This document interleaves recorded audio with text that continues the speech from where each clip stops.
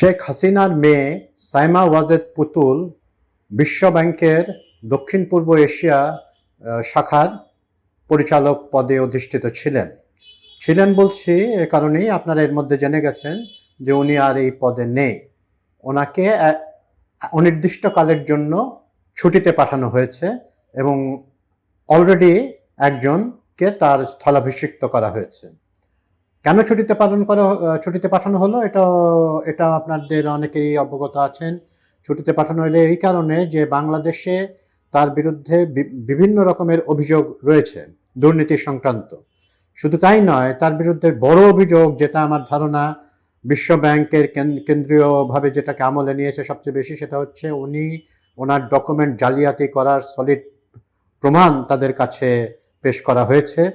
উনি তার শিক্ষাগত যোগ্যতা এবং আরও নানাবিধ যোগ্যতার যে দালিলিক প্রমাণ দাখিল করেছেন সেগুলো আসলে সত্য নয়, এগুলো ভুয়া তথ্য উনি দাখিল করেছেন। এগুলো এরকম বড় বড় সংস্থা এইসব দাখিল করার পরে কিভাবে চাকরিটা করতে পারলেন এবং এতদিন টিকলেন সেটা নিয়েও প্রশ্ন উঠতে পারে, প্রশ্নটা উঠছেও। আমরা আশা করব ভবিষ্যতে এরকম সেন্সিটিভ পদগুলোতে পদায়নের সময় স্ক্রুটিনিটি আরও শক্তিশালী হবে।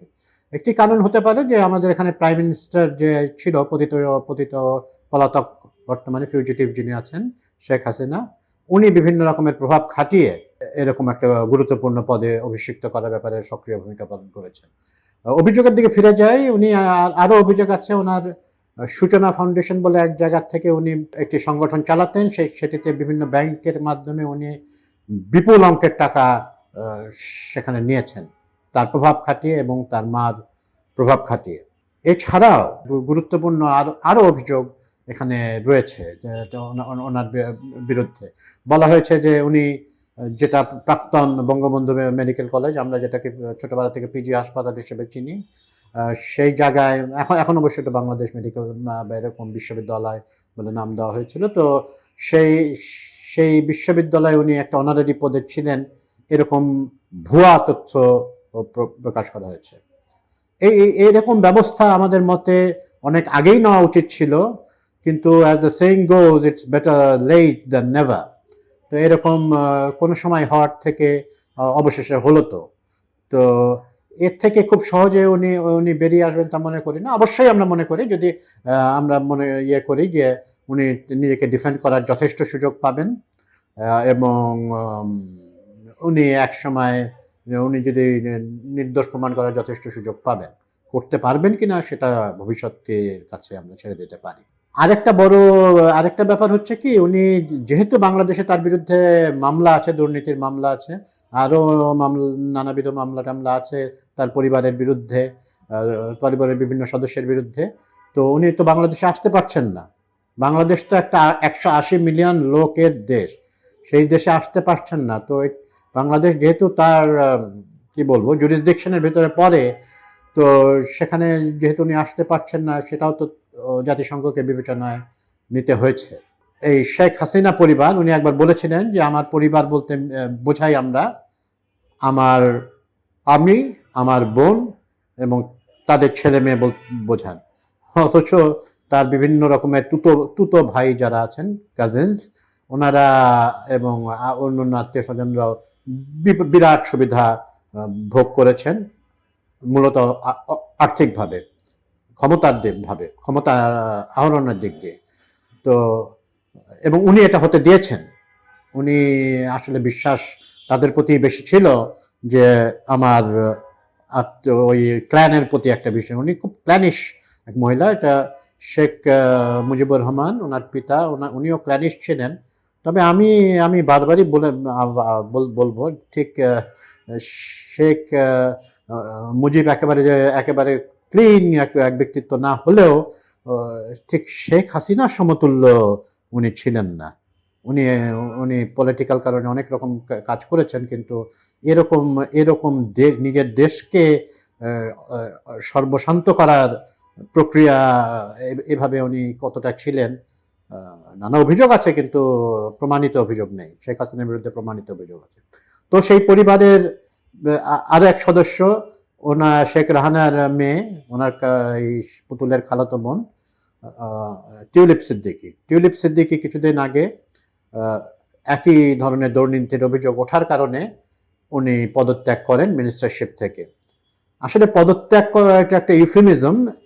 উনি পদত্যাগ করতে বাধ্য হন, কারণ ব্রিটেনে বিভিন্ন রকম কথাবার্তা উঠছিল, এবং যদি বর্তমান প্রাইম মিনিস্টার স্টারমার সাহেব না থাকতেন প্রধানমন্ত্রী হিসেবে, হয়তোবা আরো কঠিনতর শাস্তির সম্মুখীন হতে পারবে। এই পরিবারের জয়ের ব্যাপারে কি বলবো, ববির ব্যাপারে তেমন কিছু শুনিনি আমি, বা শোনা যায় না। তো জয়ের কথা বলার অপেক্ষা রাখে না। উনি ওনার মানসিক স্থিতি নিয়ে সন্দেহ করা যেতে পারে, অথবা উনি একজন কম্পালসিভ প্যাথোলজিক্যাল মিথ্যাবাদী, এর বলা যায় না। এবং ওনার আয়ের উৎস কি, একসময় তো উৎস ছিল দেশ থেকে টাকা যেত, তার জন্য কোনো কিছু না করার জন্য কেন টাকা যেত, তথাকথিত উপদেষ্টা ছিলেন আর কি। তো কি উপদেশ উনি দিতেন তার মাকে, এটা আসলে আল্লাহ ভালো বলতে পারবেন। তার অবস্থাও বেশ করুণ, এবং উনি মাঝে মাঝে কিছু আবল তাবল কথাবার্তা বলে থাকেন। এটা শুনতে বেশ হর্ষ লাগে, কিন্তু আসলে কি বলা যায়, একটা লোক একেবারে চোখের সামনে যে ঘটনা, সেটাকে উনি একটা ঘটনা ঘটলো, সেটাকে উনি সেই হোলি আর্টিজানের কাণ্ডের সাথে, হত্যাকাণ্ডের সাথে গুলিয়ে বললেন। তবে একটা দিক ভালো যে উনি অ্যাটলিস্ট স্বীকার করেছেন ওটা তার মায়ের কণ্ঠ। তার দল কিন্তু স্বীকার করেনি, তারা বলেছে কৃত্রিম বুদ্ধিমত্তা ব্যবহার করে, আর্টিফিশিয়াল ইন্টেলিজেন্স ব্যবহার করে এই অডিও ক্লিপটি, যেটি আলোচনায় রয়েছে, এবং আমরাও একটি এপিসোড করেছিলাম এটা নিয়ে। তো আজ শেখ পরিবার নিয়ে এ পর্যন্তই। আমাদের আসলে কিছু ফলো আপ কথাবার্তা বলা দরকার গতকালকের এপিসোডটা নিয়ে, যেখানে আমরা কথা বলেছিলাম যে দুটো হত্যাকাণ্ড সংঘটিত হয় দেশে, দুটোতেই বিএনপির লোক নিহত হন, এবং অ্যাপারেন্টলি বিএনপির লোকের দ্বারাই নিহত হন। কেউ জামাত শিবিরের কথা বলছেন, কিন্তু যা দেখা যাচ্ছে চাঁদাবাজি কেন্দ্রিক। আবার পুলিশ আবার আজকে বলেছে এটা চাঁদাবাজি না, ভাঙ্গারি ব্যবসা নিয়ে।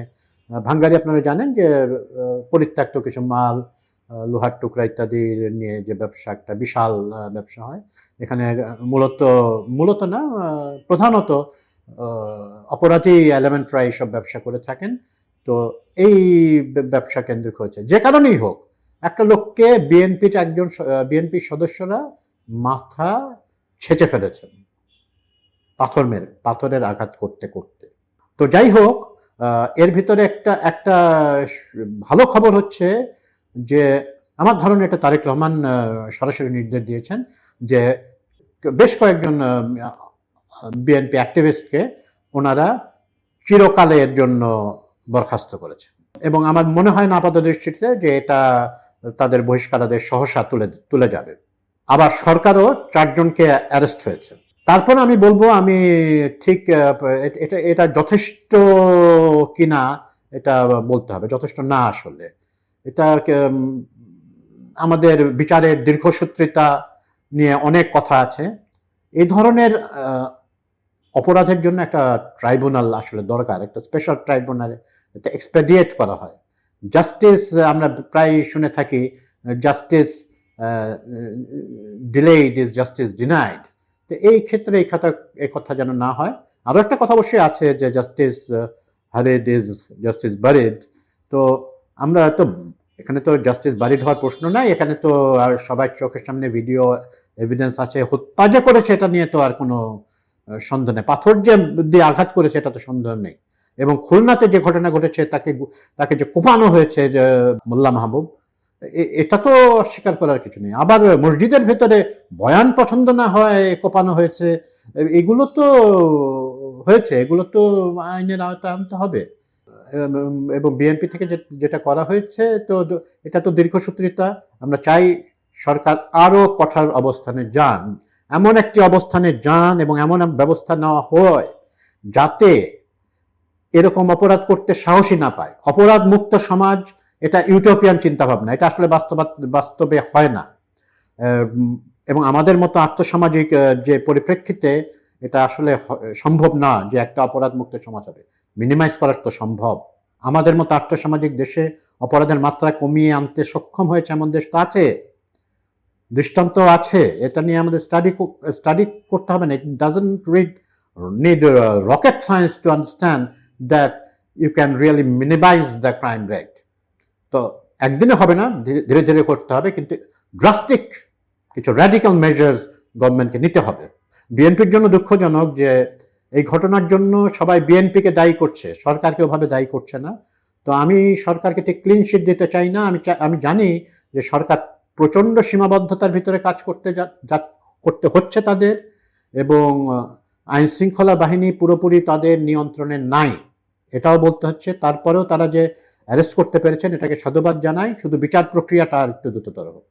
আর বিএনপির ক্ষেত্রে বলবো যে বহিষ্কার ইত্যাদি ব্যবস্থা আসলে তেমন কাজে দিচ্ছে না। উপায় কি?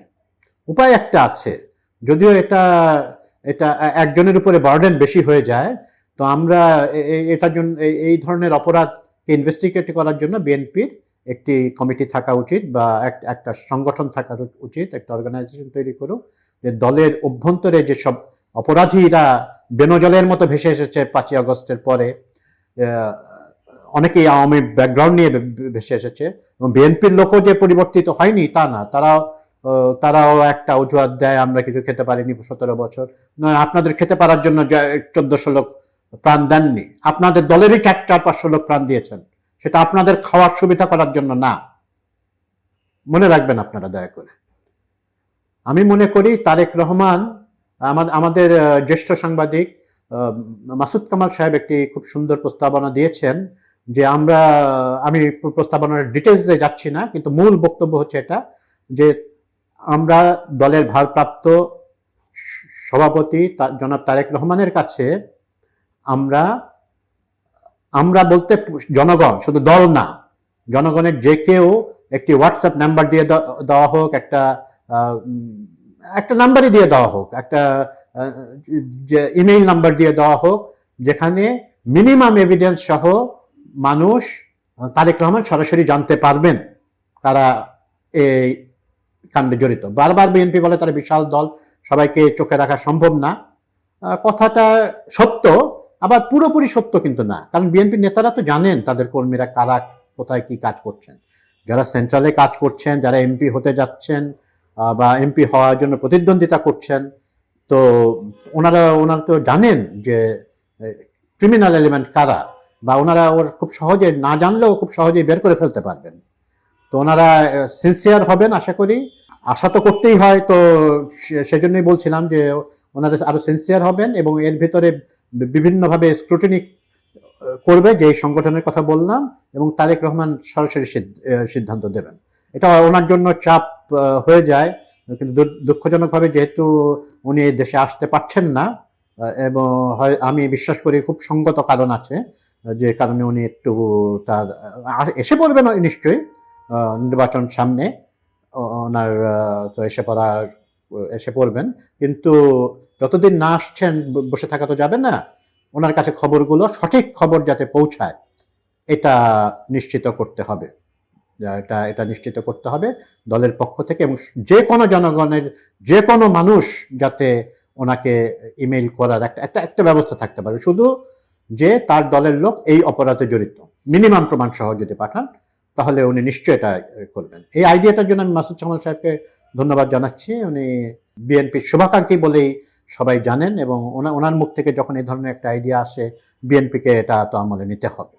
এটা নাই, উনি তো ঠিক সরকার পক্ষের লোক নন, উনি বরং বিএনপির প্রতি তার সমালোচনা অনেক রিস্ট্রেইন থাকে।